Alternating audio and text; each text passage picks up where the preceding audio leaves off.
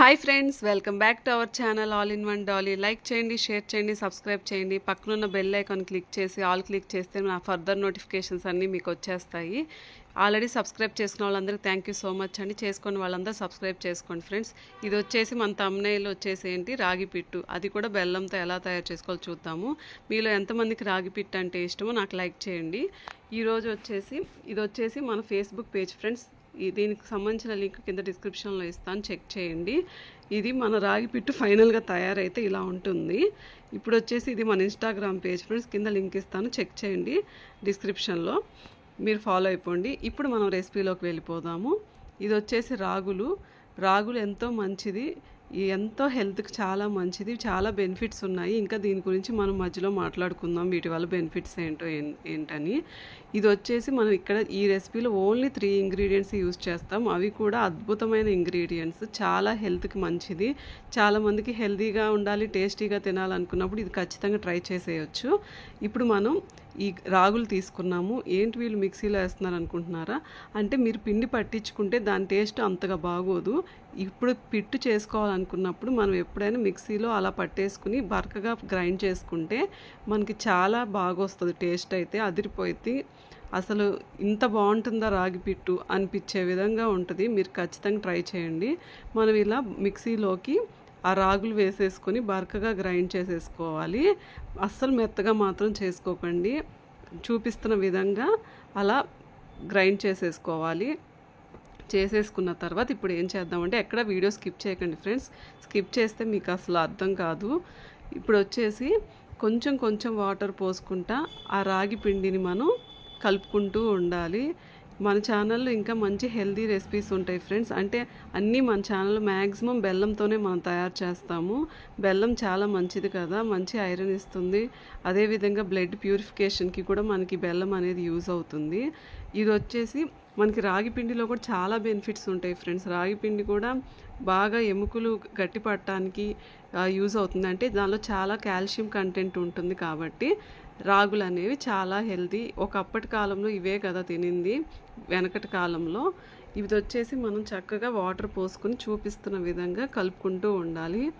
ఎలా కలపాలనేది మీరు వీడియో చూస్తూ ఉండండి, అప్పుడే మీకు అర్థమవుతుంది. ఇప్పుడు కలిపిన తర్వాత కొంచెం ముద్ద అనేది మనకి అలా పట్టుకున్నప్పుడు వచ్చేసింది కదా.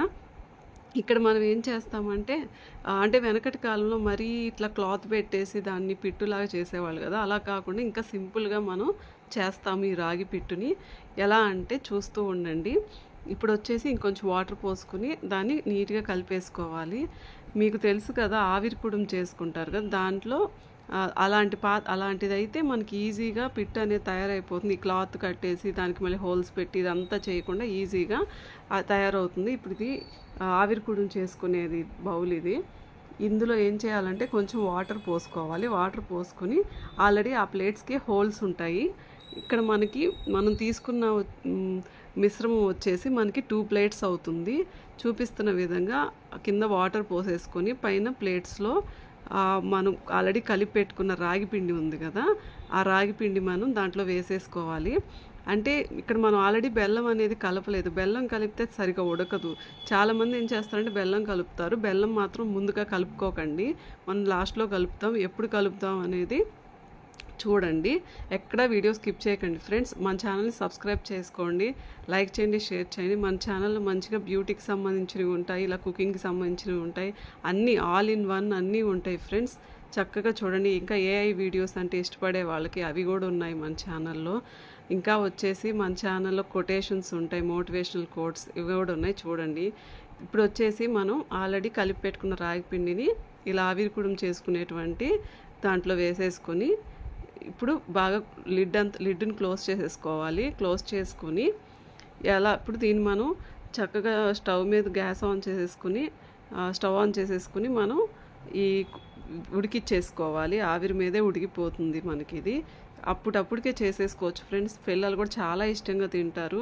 పిల్లల్లో కూడా ఎముకలు గట్టి పట్టడానికి బాగా యూజ్ అవుతుంది. ఇందులో కాల్షియం బాగా ఉంది కాబట్టి. ఇప్పుడు వచ్చేసి అది ఉడికిన తర్వాత మనం ఏం చేస్తామంటే అది వేరే ప్లేట్లోకి మనం ఇప్పుడు దాన్ని ట్రాన్స్ఫర్ చేసుకోవాలి.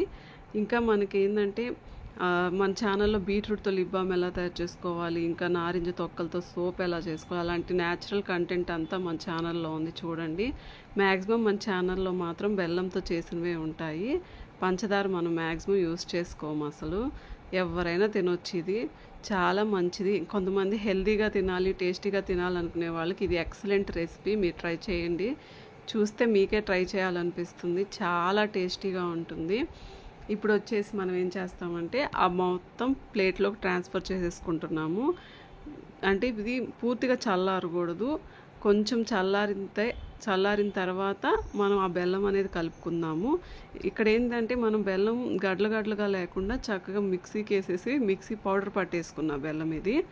ఇప్పుడు ఏంటంటే మనం ఈ బెల్లం అనేది చాలా మంచిది కదా, అంటే ఏదైనా అరగటానికి కానీ బ్లడ్ ప్యూరిఫై అవ్వటానికి కానీ ఈ బెల్లం అనేది తింటే చాలా మంచిది.